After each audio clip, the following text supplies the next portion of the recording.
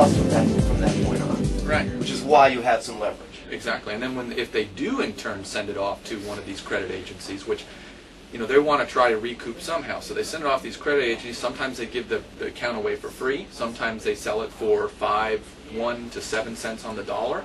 And then obviously the credit agency, the strong arm, I kind of call them the fear mafia, if you will, tries to make you feel bad and get you to pay the whole account. But what you don't know is that they've bought this thing at 1 or 2 or what, cents on the dollar, right? Correct. And a lot of times it's a contingency fee. Okay. They turn it over to the collection agency on a contingent basis. So one of the reasons that the collection agencies use strong arm tactics is because the more they collect, the more they get paid. It's not always so much the creditor, but the collection agency itself wants to make money. So the way they want to make money is collect the most they can. Right, so they collect the most they can. And even if they collect, let's say they bought it for 1 cent on the dollar, and they're able to get it for 15 cents on the dollar, they've made money and they're happy. That's correct. Right. That's correct. Now, from what I understand, I know a lot of people talk about debt consolidation. And when I went through it the first time, and actually this is not the first time, I've gone through it more than once. So the reason I'm wanting to bring this knowledge to you is that my second time through was a whole lot easier.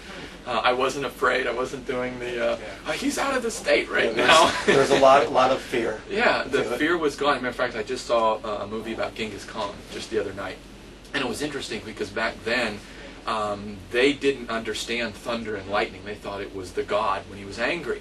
And there's a scene at the end where, well, not at the end, but at the end of this episode where Genghis Khan has conquered Mongolia. He's got pretty much the whole entire army, and his so-called blood brother, blood brother that way, was a guy that's rescued him when he was a kid, said to him, there's a final scene in the battle where thunder is just going off, and everybody is in terror. They're all hiding under their shields except Genghis Khan, and he's walking proud on his horse, look, and his men look at him, he's got his sword up, and they all go, ah! And they go and they conquer the army. Well, his brother, in the final scene of the movie, they're sitting down, and he said, let me ask you a question. He said, why is it that you aren't afraid of the thunder? And he said, because when I had to hide out in the open, all I had was the thunder.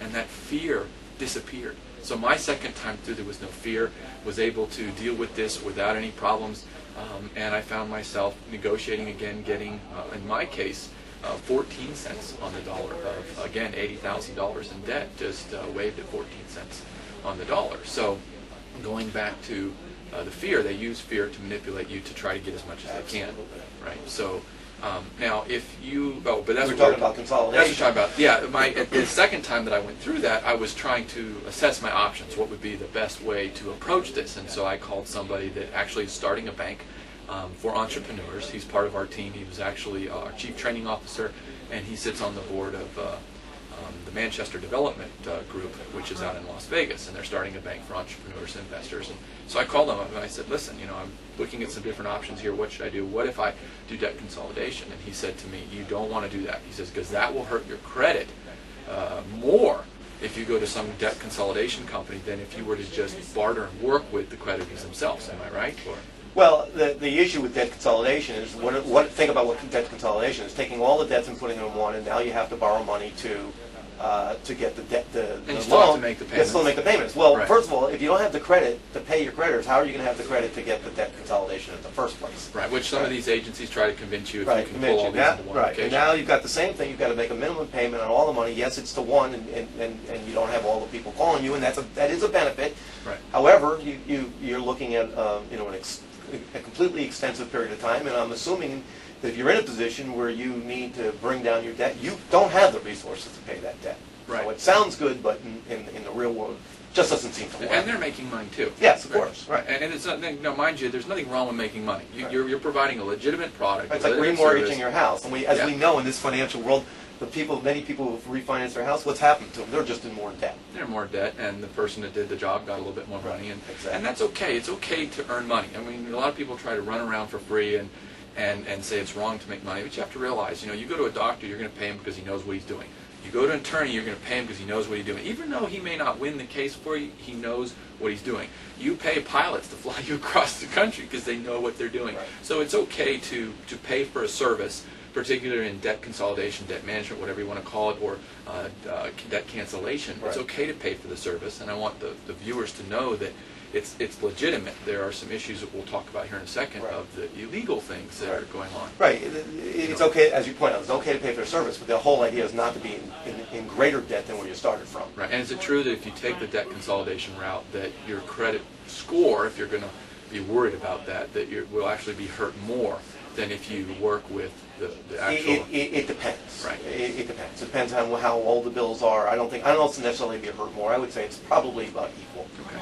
Okay. And again, we'll talk about credit repair later. But now, from the consumer standpoint or the client standpoint, tell them what are some of the things to watch out for, because there's obviously a lot of people that are scamming people right now, trying to take advantage of the economy, what's happening to the marketplace, and using fear tactics to manipulate people out of their money in which they don't do the job at all. What are some warning signs, if you would, or things that the client should look out for when they're looking for a company to work with? Well, there are many warning signs out there, and on our website you'll see that we have 14 of them stated. Many of the companies today just form, to be honest with you, to swindle people out of their money, whether it be debt consolidation or debt management. They will charge excessive fees up front, and as you start paying those fees, essentially they will just abscond with those fees, and you never see any work being done. Now, when you say excessive fees, what do you consider excessive fees? What are reasonable and legitimate, and then what are excessive? Again, you never want to pay fees to the point where your fees plus what negotiation, if there are any negotiations, are greater than the original debt. That's obvious. Right. I mean, the whole idea here is to reduce the debt. Right. So at the end, you should have a fairly substantial. So when you're looking at the fees, you should have substantial savings after you've paid your fees, where you feel this was worthwhile for me to do. Right. So you're talking about 30, 40, 50% off your debt, even including the fees. Right. And the fees, again, let's go back to original. What would be a good fee to say, okay, they're legitimate? I mean, if it's a 3, 4, 5%, that probably sounds reasonable. If the fee is 30% or 40%, I mean, what do you assess? Well, generally the fees that seem to be reasonable in the industry run between probably 10 and 15%. There are people charging 20% that seem to be legitimate, but you have to look at each one of those. You have to look at what they're going to do for you, add your fees in, and see whether that works for you. It's still a decision that each consumer is got to make on their own. Okay, Right. How much is worth it? But if you're paying somewhere around 15%, I think that's a fair, legitimate fee. Okay, and that's good to know. Now, what are 20%, 20% Usually I've seen, I would say 20%, but it's the high end of legitimacy. Okay. Now, what are some other warning signs to look out for that maybe aren't quite so obvious, that may be good questions to ask? What would you recommend? You want to know how they're going, how they take their fees. Okay. A lot of companies take all of their money up front. Okay. So it's what we call front loaded. Okay. So that front loaded meaning that all the money the fees that you're giving to this company are taken before any money's put aside for negotiations. And I think that's a very big red flag. Okay. Okay. Now, obviously, they need some capital to do the work with, but right. They shouldn't be taking. You don't want to go 10 months. Look at your bank account and see that you have no money in your account to negotiate. Right. Right. And that's I think that's a real red flag. And then the other thing is you want to look at the legitimacy, credibility of the company. There's some organizations there's they can belong to. TSAC. Okay. Which is really the organization for arbitration and for debt arbitration. And I think it's important for legitimate to show legitimacy is for the company to belong to that company, to that association.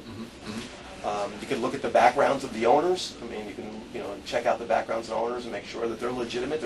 Unfortunately, there's a lot of people in this industry who are just out to take people's money, and I find that criminal. Sure. And it's very sad. And it's hard nowadays to get this background because on the internet you can say anything you want to, and unless you're willing to pay $50, $60 on some of those background check investigation locations online.